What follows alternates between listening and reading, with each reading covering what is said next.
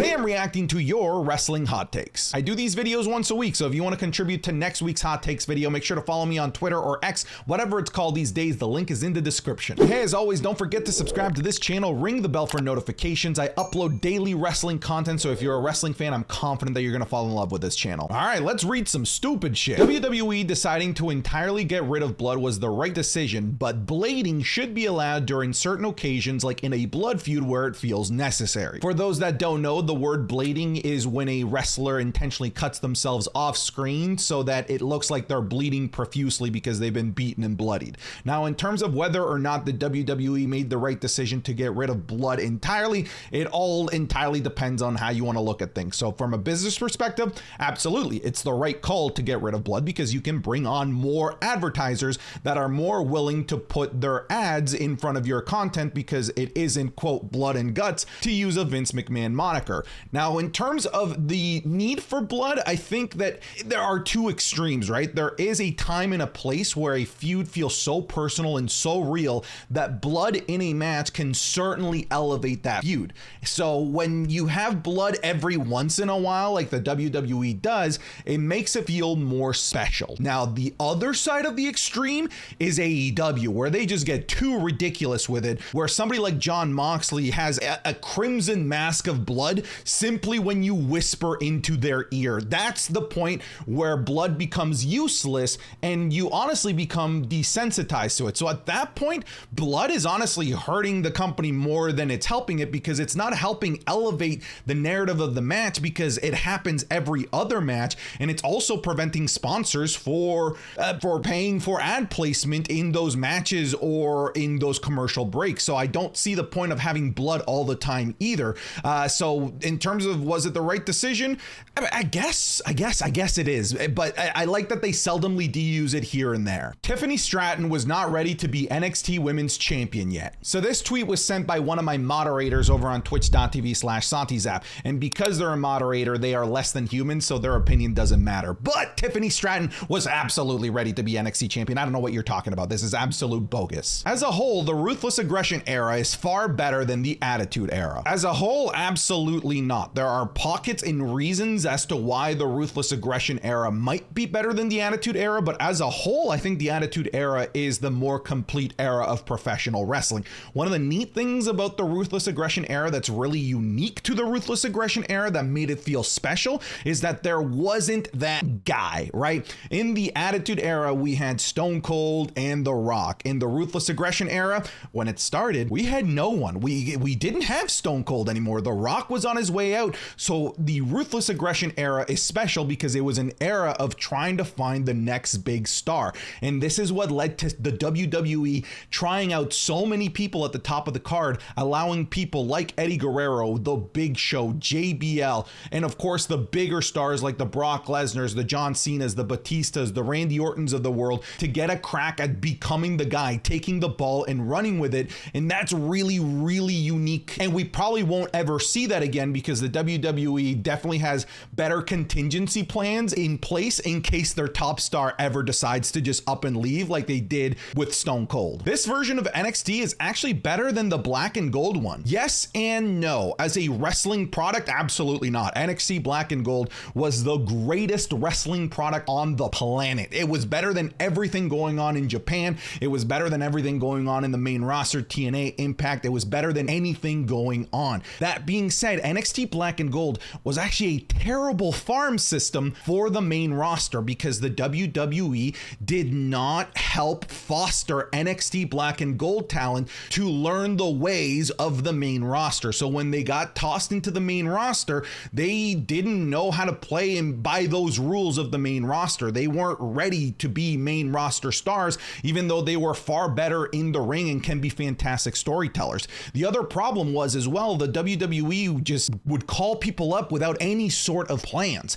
NXT today is not as good as Black and Gold as a wrestling product, but is much better as a farm system to the main roster because the WWE has realized the error of their ways and are doing a much better job of getting the NXT folks ready for main roster debuts by, of course, getting them ready to perform in this type of environment that the main roster stars typically have to perform perform in front of, while also calling them up while having stories ready for them. I don't have a sponsor for this video, but I do want to thank everybody over at patreon.com/SantiZap for helping keep the lights on and the mics on. It's your contribution that allows me to do this full time. If you do go to patreon.com/SantiZap, you are going to get so much more wrestling content than you're already getting here on this channel. Mind you, I already give you daily videos here, but I'm going to give you even more over there. You're going to get the Wrestling is Cool podcast 3 days early. You're going to get the extra supplementary Wrestling is Cool Plus podcast that's only available on Patreon. You're going to get my Monday Night Raw reviews, Friday Night SmackDown reviews, only available on Patreon, as well as our monthly watch along and the monthly mailbag Q&A. All of that available over on patreon.com/SantiZap. And I try to make it as affordable as possible. Just go check it out. It's going to be the top link in the description. See if there's any tiers that you like. Thanks. Shinsuke Nakamura is severely overrated and continues to support this by not having the greatest PLE matches throughout his career. I agree with this. I don't necessarily if it means that he's overrated, but I agree with the sentiment of frustration that he constantly underdelivers at PLEs. Anytime that Shinsuke Nakamura is given a major storyline, anytime that he's been given a major spot in the card in a premium live event, I find that he has disappointed. He has not brought out that main event NXT Black and Gold Nakamura since being called up to the main roster. And yeah, his PLE matches have fallen flat, and that hurts him. Get rid of the women's tag titles and instead give me a women's intercontinental or just a mid-card women's title in general. Here's the thing, if we can't make the women's tag titles work, what makes us think that a women's mid-card title is going to work? Like, I don't understand the concept of, hey, let's this thing didn't work, so let's basically do the same thing but with a different twist on it. Instead of being tag teams, it's singles. I think personally that if you can't sort out the women's tag team division, it means that you have too weak of a mid-card women's roster to be able to foster those titles. And if you can't foster those titles, I don't think you can foster intercontinental or mid-card titles in the women's division. So they need to sort out the women's titles first before we start thinking of implementing new titles. Ezekiel is Elias. That is a fucking lie. Everyone knows that Ezekiel is Elias's younger brother. Christian Cage is the most underrated wrestler of all time and needs more credit. At points in his career, he was better than Edge. You know what? I fully agree with this. I mean, let's even look at what Christian Cage is doing right now. He is one of the best heels, not just in AEW, but in all of professional wrestling. But you're right. There's definitely been pockets of times where Christian has shined brighter than Edge. Now, granted, Edge has had the more prolific career and the more consistency when it comes to main events and being at the top of his game, but Christian gets too often overlooked in that conversation. Christian is absolutely phenomenal. LA Knight will lose the support from the IWC within a year, and it'll only be the crowds that support him. You can already see people turning on him, saying that his matches are bad and he's a catchphrase machine. For those that don't know, IWC stands for Internet Wrestling Community, aka a bunch of dweebs on Twitter like me. Here's the thing, you're probably right. The IWC is fickle. The IWC are mostly toxic individuals, but here's the thing, we don't matter. Me, as an opinion piece, I don't matter. Respectfully, you that is watching this video, when you voice your opinions on Twitter, you don't matter. What matters is ticket sales, merch sales, and the actual audible sound in arenas. The internet wrestling community, we like to think that we are the pulse, the voice of the wrestling community. Wake the fuck up. We are not. We are the 1%. We are the vocal minority. We do not matter. We do not drive revenue for the WWE. So get your head out of your ass thinking that our opinions on the internet are important, because I promise you, for the WWE and for the majority of wrestlers and for the majority of wrestling companies, we ain't shit. Suplex City, while the squash match against John Cena was iconic, was the beginning of the decline in quality of Lesnar matches. His repertoire used to be much more versatile, and he'd do more than just spam suplexes, F5s, and maybe Kimura his opponents. Is anyone gonna disagree with this? You're kind of right. Like, before the whole Suplex City thing, Brock Lesnar definitely was a much more versatile performer in the ring. I also like the early days of his return into the WWE, where he had this MMA feel about him, and he kind of dropped that in for the whole suplex machine type of deal. So yeah, dude, I agree with you. I think they should get rid of the ring, but why? The Rock versus Roman is the best match WWE can put on for WrestleMania 40. I honestly hate those people that are saying Cody versus Roman. Like, bro, we already saw that match last year. Dude, buy a comma. Here's the thing. The Rock and Roman, if that is going to happen, can only happen at WrestleMania. That's it. That's it. It can only happen at WrestleMania. And respectfully to Cody Rhodes, The Rock versus Roman Reigns, if it does happen, will absolutely supersede any thought of doing Roman Reigns versus Cody Rhodes, because it's just a much bigger match. It is a much bigger draw. It'll bring mainstream eyes. So again, with all due respect to Cody Rhodes, he will get supplanted if The Rock decides to come back and have a match with Roman Reigns, because that match is going to happen at WrestleMania. I just don't know how much I want to see The Rock versus Roman Reigns over Roman Reigns versus Cody. I feel like narratively, I think I might prefer Cody versus Roman more. I think I might be in the minority here, but I just don't know how much The Rock can really add to the narrative at this point. I think he missed his opportunity to really be a key narrative piece in the Bloodline storyline. He should have came back when he was originally scheduled to at last year's Royal Rumble. Had he come back at that time during like the final ends of the Sami Uso saga, I think that would have been the best moment to introduce The Rock and have him be an integral part of this storyline that made sense, that isn't feeling like we're, shoving a square peg in a round hole, because right now it feels like we might be forcing The Rock versus Roman Reigns to make narrative sense when Cody Rhodes versus Roman makes more sense. The Undertaker character should be eternal and passed down to the next chosen one, like passing the torch sort of thing, kind of like James Bond. Different people but same character. Bray Wyatt would have made an amazing Undertaker. The dead man should never die. Iconic character. All right, look, iconic character, yes.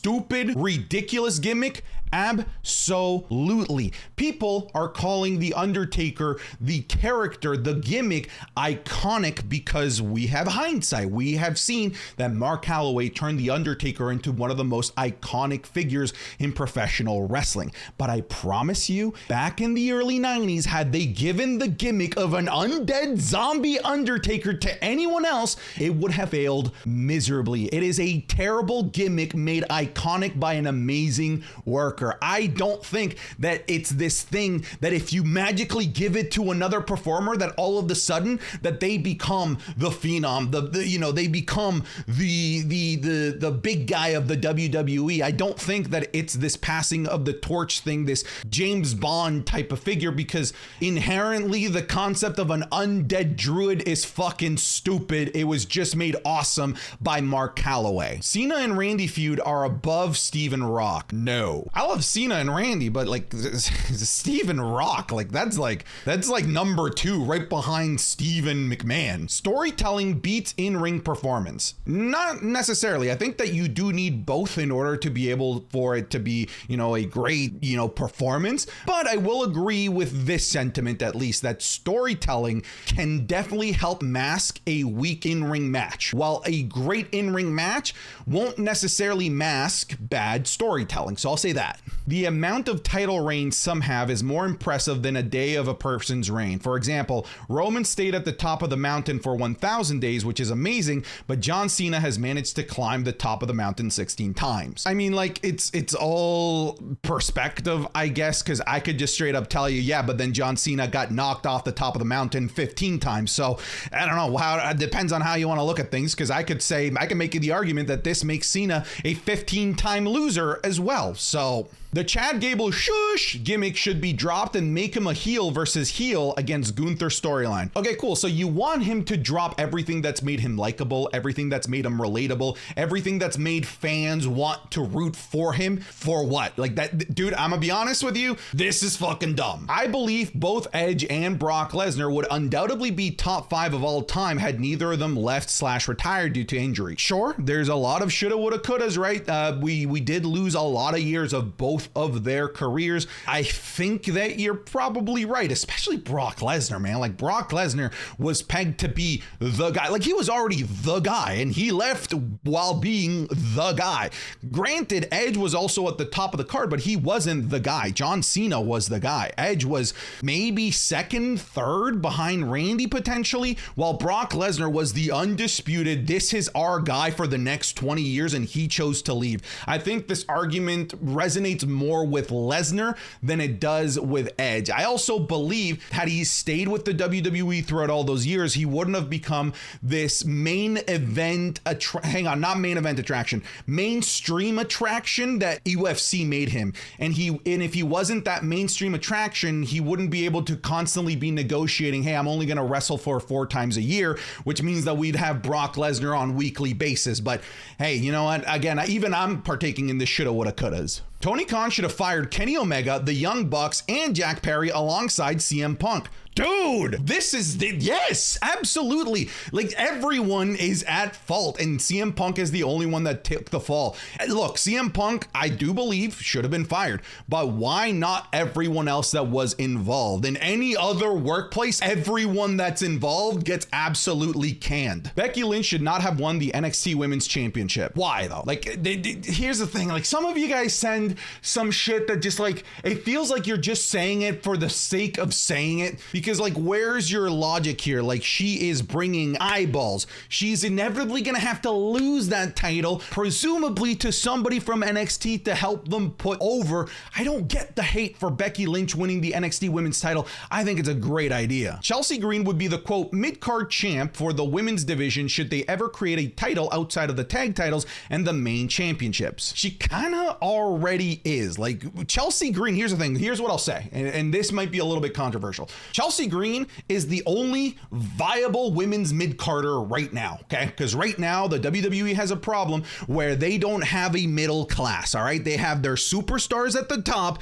and then Chelsea Green in the middle, and then everyone else down in the bottom. So WWE should build a mid-card division around Chelsea Green because she is absolutely fantastic. James Ellsworth should have won the WWE Championship during the SmackDown Live era. Just checking if there's poison in this so that I can drink it and end this video. The Boogeyman doesn't get enough credit for the effort and commitment put in and still puts into the persona. I personally really enjoyed him having at least a couple of big matches / wins with Booker T and JBL. Dude, talk about somebody that's committed to the role, am I right? Like, this dude's putting like legitimate live worms into his mouth and his body gyrations, the way that he moved. Like, this man is a legendary level character worker. It's true. It absolutely has to go down as one of the best pieces of character work. Now, it's a character with a very, very low ceiling, but he went all out for the Boogeyman. So yeah, we need to praise this man a lot more. Seth's title reign is great, but it seems to suffer from the CM Punk problem. While Seth holds the titles, it's clear that Roman and Cody are still WWE's top guys. Show me the lie. I think you're kind of speaking facts here, dude. I'm not gonna lie. That is the inherent problem with this World Heavyweight Championship and the way that it was introduced. Like, right off the get-go, it just kind of felt like a participation ribbon, and I think that it's going to continue to feel that way probably for another couple of years. Anyways, that's it. Thank you very much for watching this, and get out of here.